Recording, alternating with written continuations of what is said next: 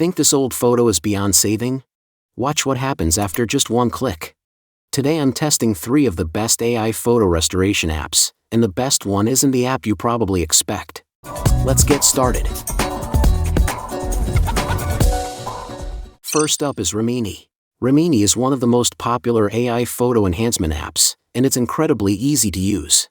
Just upload your old photo, tap Enhance, and within seconds it sharpens blurry faces and improves overall image quality.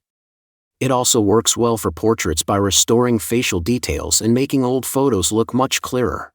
The downside is that the free version has limitations. It could not help you colorize the old photo. And sometimes the AI can make faces look a little too smooth or slightly unrealistic. If you're looking for a quick and simple restoration, Remini is still a solid choice.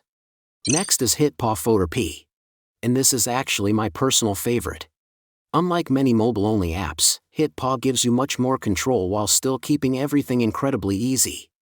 Simply import your old photo, then choose the old photo restoration model. If your image is black and white, you can also enable Colorize to automatically bring natural-looking colors back to life. With one click, the AI removes scratches, fixes blur, restores facial details, and enhances the entire image while keeping it looking natural. What impressed me most is that the restored photos don't look overprocessed.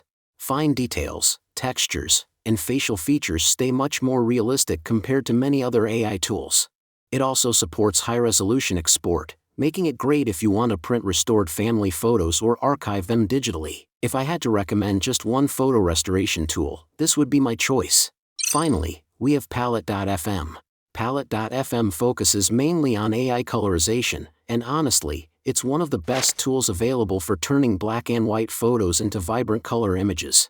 The AI usually produces natural skin tones, realistic clothing colors, and believable backgrounds. However, if your photo has lots of scratches, blur, or serious damage, you'll probably need another restoration tool first before using Palette.fm for colorization. So it's excellent for adding color, but not a complete restoration solution by itself. If this video helped you, don't forget to like, subscribe, and I'll see you in the next one.